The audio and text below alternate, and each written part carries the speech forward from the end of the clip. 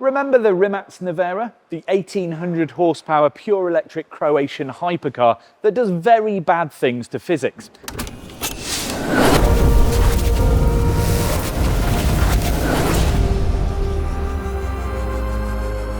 Well, the very big brains behind that have got a new car company and also a new car, though it's probably not what we were expecting. Of course, this isn't just a car. This is what Verne are calling an urban autonomous mobility ecosystem. So there's three parts to that mouthful. One is the platform itself, the second is the infrastructure that you need to surround it to support it, and the third is the vehicle. In essence, it's a self-driving taxi, but it's definitely not a car. More of what, a driverless hot hatch? A wheeled conveyance? There's no steering wheel or pedals, so just how do you conceive of such a thing? Adriano, how do you design a robot taxi when you don't have a driver? Where does it start? That's a really good question, and the simple answer is from scratch. Yeah, from the beginning. From the beginning, with a blank sheet of paper. Yeah, what we wanted to focus on was really the user experience. This is not a car, this is more a room on wheels. So we started from the inside, and that's also how naturally the proportions evolved. So we got rid of the typical 4 or 5 seat layout of any other car.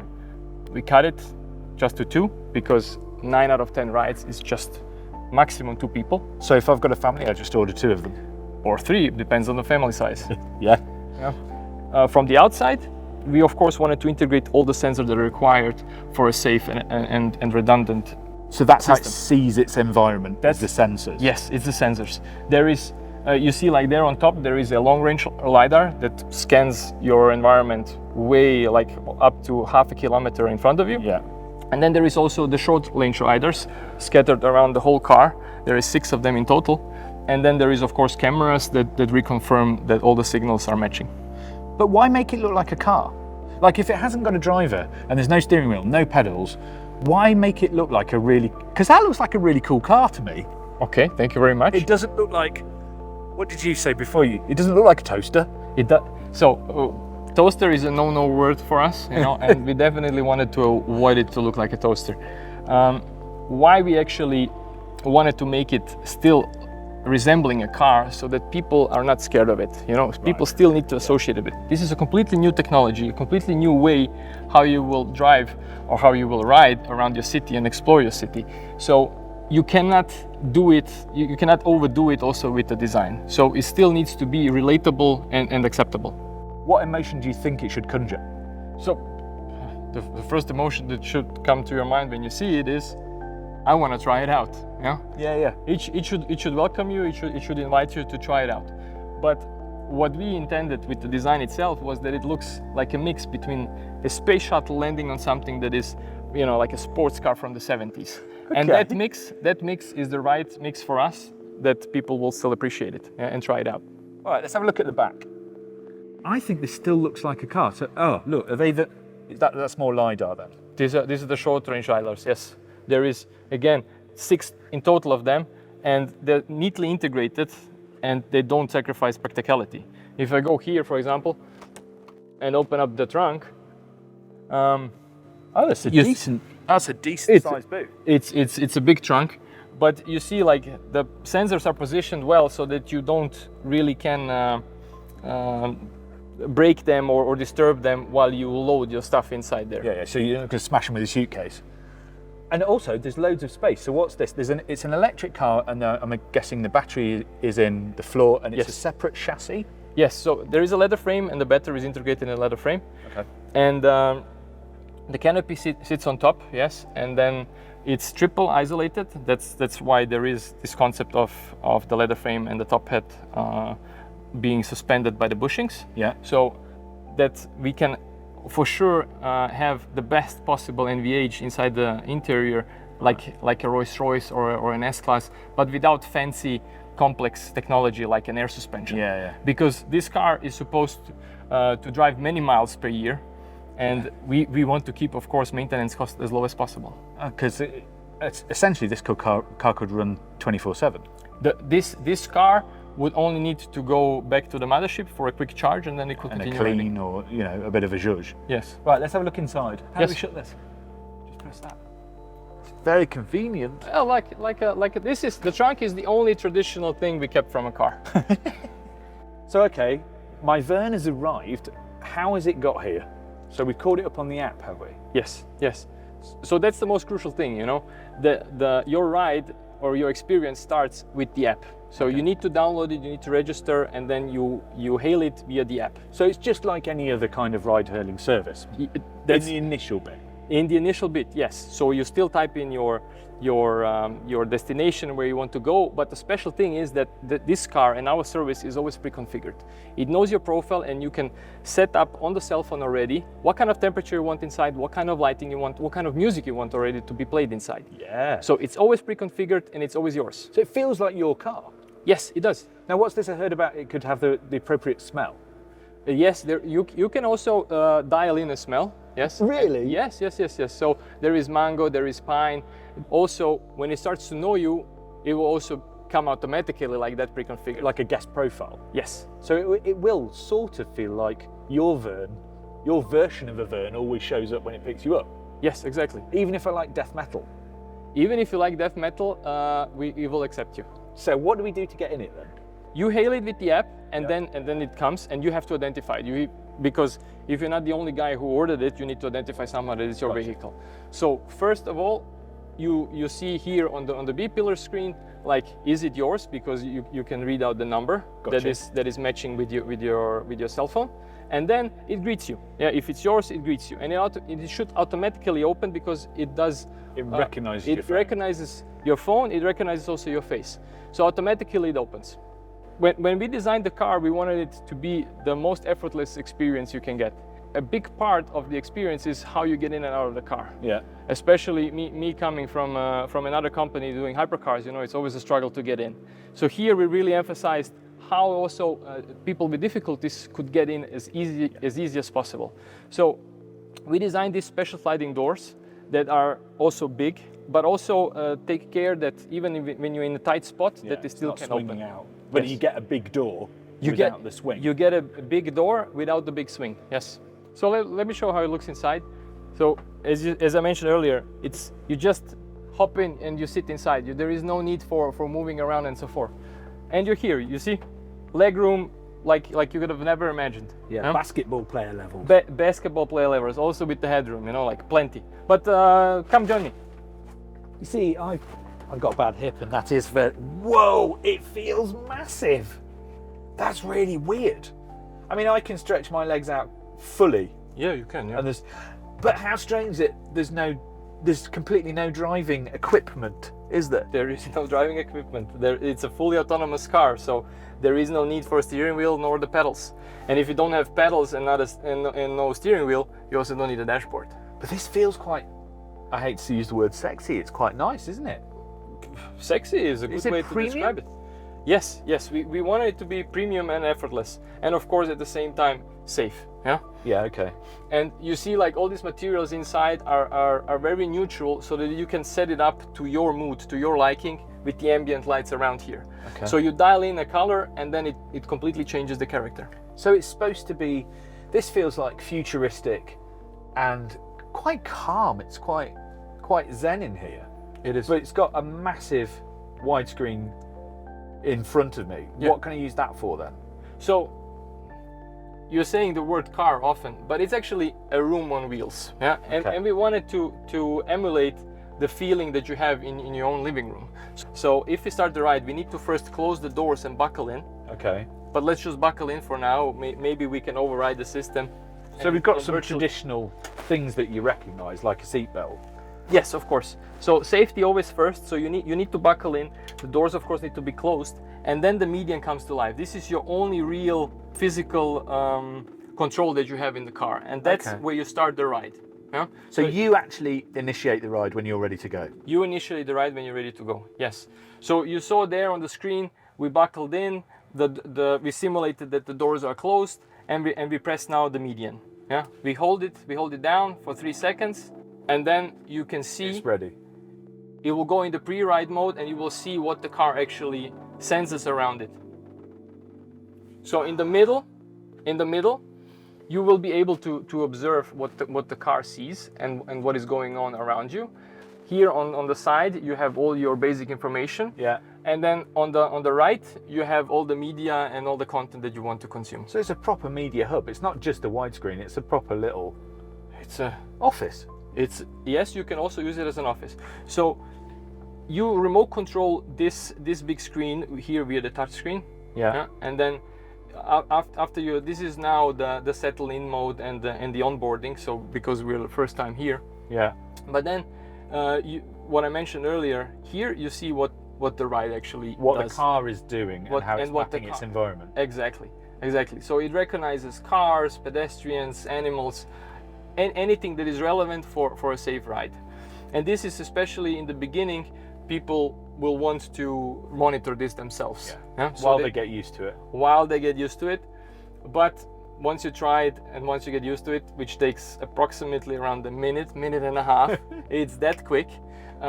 You just don't bother anymore and you go immediately to the media and you start listening to music or distracting yourself. So that's called the median, and that's that's basically your little control surface. Yeah. And if you wanted to stop this, Yeah. and get out, Yes. you can just press stop. You can press stop and the car will automatically calculate where is the next safe place to stop. And you can just leave when you want. So you do maintain control. You're not a prisoner. No, you're not a prisoner. You definitely should not look at this as a prison. This is a much better way to move around in the city. Yeah. Yeah, I Yeah. get it. I really get it. Yeah. So why will this succeed where others have stalled a little bit? Why is Verne better than the rest? Verne will offer a better user experience because we really focused on the human. Yeah. We didn't want to. We don't need to be first on the market. We just need to offer the best user experience, just like Apple did. Yeah. And we talked earlier about toasters. Just by its appearance and when it comes to pick you up, you'd already feel the difference that it's not just another pod that drives you autonomously. Yeah. Okay. Right, we're leaving. Oh, I can't shut the door. But you can't just have a little pod running around with no way to look after it, so you've got to invent some support around the whole network. Marko, this can't just be about a car, can it? So what is mobility as a service? What is the ecosystem that's around Verne? Yeah, so you have to have the whole ecosystem in order to nail down the customer experience. So you have to have the vehicle that you already seen, you have to have the app, but then the critical element is the infrastructure side, which we call the mothership. The mothership. The mothership is where the vehicles come in every day to get inspected, to get maintained, to get cleaned, to get charged. So this is where we pamper the vehicles so that you always have the same standard, high standard of service. Right. So if somebody rents one on a Saturday night and is sick in it, it immediately goes back to the mothership. Yeah, I mean, we have cameras in there that detect trash, that detect dirt. We even have a smell detection in there. So if it doesn't smell well, it goes for cleaning. You don't get a smelly vehicle. Like if you had, like in Croatia, we'd say like cevapi with onions, like it goes for cleaning. You're not gonna get a smelly vehicle. If somebody pukes in it, like we're actually testing the materials in the vehicle for these kind of things, just to make sure that we have the right materials in the right places. And then we have deep cleaning in one of these motherships where you can come with a car and hopefully, you don't need it, but if you do need it, it can be done very efficiently. So where would these motherships be? They'd like be on the edge of town and the cars would just cycle in and out when they needed. Depends on the city, but yes, in general, it would be on the outskirts of the city.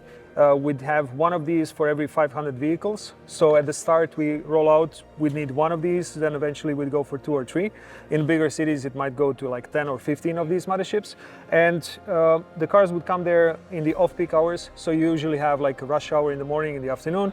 In between and also during the night, you'd have enough time to do the inspection and the maintenance and the cleaning while the car is not providing the service. It can do all of this within half an hour, 40 minutes. Okay. So the rest of the time it's providing the service, it's basically making money.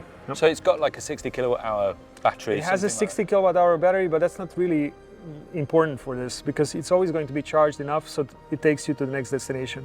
And can get back to it can get back to the mothership, so it's basically going to optimize the whole fleet, and we're doing this fleet optimization to predict the demand. So it's actually waiting for you, for instance, when the club is closing at 3 o'clock in the morning, it's waiting for you there. That's not something that a human driver is really keen on doing, but we can put our robots there, they can wait, and they can be there when you need it. Then the second thing is like, well, it's depleting the battery, it gets closer and closer to the mothership. So the last trip is actually going to be the shorter one. So it's actually smart use of its own energy all the time. Absolutely, absolutely. So when you've got something like this, what's the biggest challenge? Because this isn't just a car, it's a whole service, a whole sort of panoply of things you've got to take into account. What's the biggest thing when you're looking at something like this that melts your brain? I mean, there's basically 4 things I always say to my team, like when we're talking about the risks and the challenges that faces. One is the one that everybody thinks immediately, which is like the technology. Like you have to nail down the self-driving bit. But after that, actually you have quite a few, maybe even bigger challenges than that. One is the regulatory. So how do you set up the laws and the regulations so that you can actually operate the service? Yeah. The third one is like, how do you make a sustainable business out of this? How do you make a business that's actually making money, not losing money? So this will be a subscription, right? This will be like the base model will be similar to an Uber. You get a car, ride hail, you get it from point A to point B, you pay for the ride, and that's it. Then you'll have on top of that the subscription, and on top of that you'll also have some other services. Like you'll have some really cool stuff like the keep service, where you can this is amazing. You can keep the car and you can use it as your mobile office. You can relax in it. You can watch movies, whatever. Like so, it's not driving you anywhere, but you're still enjoying this huge private interior space, private space, comfort, the big screen, the audio system. So this should be like the best place to listen to your music. Like with 16 speakers all around surround, it should be like the best place. So we're actually doing some collaborations with Spotify, and hopefully in the future, when a new album comes out, the first place you actually listen to that would be in our vehicles. Yes, exactly.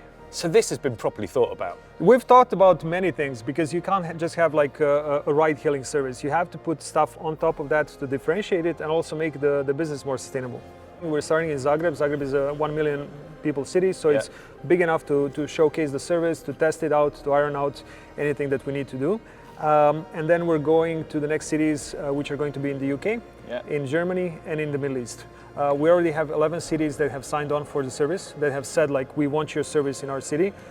They like the idea, they like the fact that we're not taking people from public transport. We're taking people from their own private cars, maybe a second car or a third car, and we're working together with the public transport, which means this will be a multimodal service, so you can basically get our service from your home to the subway station, take the subway, and we pick you up on the end. So it's sympathetic. It's going to be fully merged. It's going to be using all of the modes of transport to get you to the best place in the fastest, most efficient time. You know?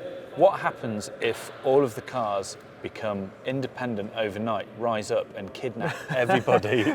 That's the scenario we thought about, and actually it's an unlikely scenario. Why? Because first of all, you can't remote control the cars, so you're not going to be able to remotely drive the car and then decide to do something stupid with it. The car makes all of the decisions inside of the car, inside of the actual processing unit. What you can do is like you can what we call leave the breadcrumbs for the car. So you can say like, if the car is stuck in a tricky situation, doesn't know what to do, you can say like, you can try this path, and if it decides based on the sensor data that it's safe to do so, it's going to do so. But it's never going to be doing some stuff that is dangerous or dangerous for the human beings. I'm very glad to hear that. Hopefully. Of course, we've heard some of this stuff before. So what makes Verne different? We asked the founder, Mate Rimac, he of putting a V16 ICE in the new Bugatti Tourbillon, why this version of self-driving was more likely. So Mate, what's the big concept with Verne? Where is this going? Well, it's inevitable that ownership and driving car will change. Right. So people at some point, for sure, will start not driving the cars themselves, and also I think with that comes no ownership. And we just thought that we have a different angle to it, and that we are the right people who can execute on it. So if you've got a fully autonomous car in a city with all of those big things going on, what's the biggest challenge with creating a fully autonomous car? Well, you have the challenges of the autonomous driving itself, but we are not focusing so much on that. So the autonomous driving is, the usual challenges is just to make it really safer than a human, because you cannot afford any mistakes or any crashes. So it has to be a lot safer than a human to be acceptable for people. Then just to make it work in any kind of situation, also unexpected situations, construction work and stuff like that. But then the challenge for us really is we are developing the whole ecosystem around it. So a car that's developed from ground up, the first one as far as we know, to be fully autonomous. It can never be a conventional car with a steering wheel. Yeah, because it hasn't got one. But even if you wanted it, the car is designed in a way that it's completely different. So you are sitting in the wrong place to drive. It doesn't have a wiper, it doesn't have mirrors. You're sitting basically where the rear seat would be in a normal car. Stuff like that, and then industrializing that and producing it at a cost that's acceptable for such a service, but having at the same time the level of luxury and comfort of a Rolls-Royce, that's kind of a challenge. So why is Verne going to succeed where, I've seen stuff like this in China, but they're always like a Waymo type car it's a converted car. Why will Verne succeed where all of those other sort of autonomous companies seem to have stalled a little bit? Well, if you look at electrification, we saw that like 15 years ago, basically, where all the car companies started by what they had, which was a conventional car, and make it electric, and then the car sucked.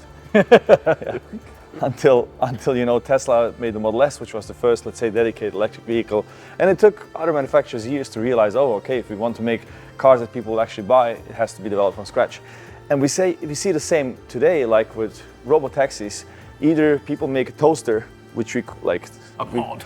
Pod, cram many people in because it looks better on paper that you have more people in it than less, but people don't want to spend their time, sitting in the wrong direction, crammed in with other people. So we wanted to do it differently around the user experience. That was the most important thing. So from the ground up as this thing. Ground up, developed to be an autonomous car. For example, we want to have Rolls-Royce kind of comfort and sound insulation and so on in a small car. Yeah. In a relatively small car. Like that just doesn't exist. You cannot take some kind of platform of another manufacturer and do that. So is Rimac's technology and Verne going to end up taking over the world? You mean like the robotaxis become like Skynet?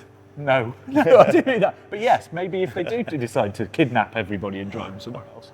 Well, I made a list of things I want to achieve and locked it 2 years ago because I don't want to add anything else.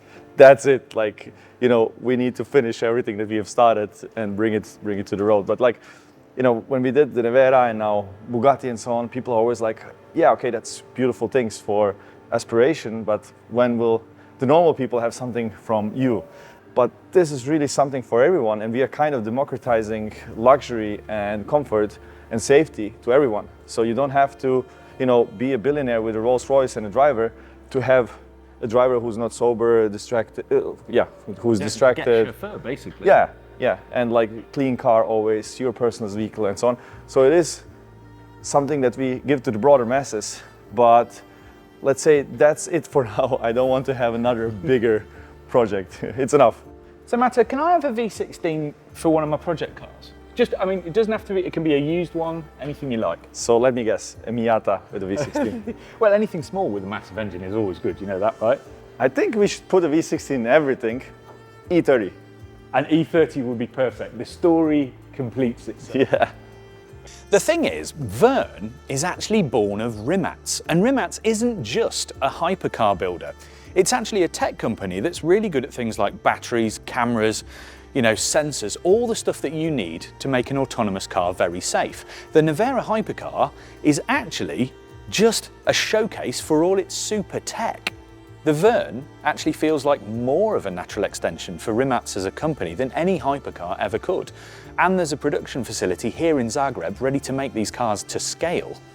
This is all going very well. It's more real than anything I've seen before.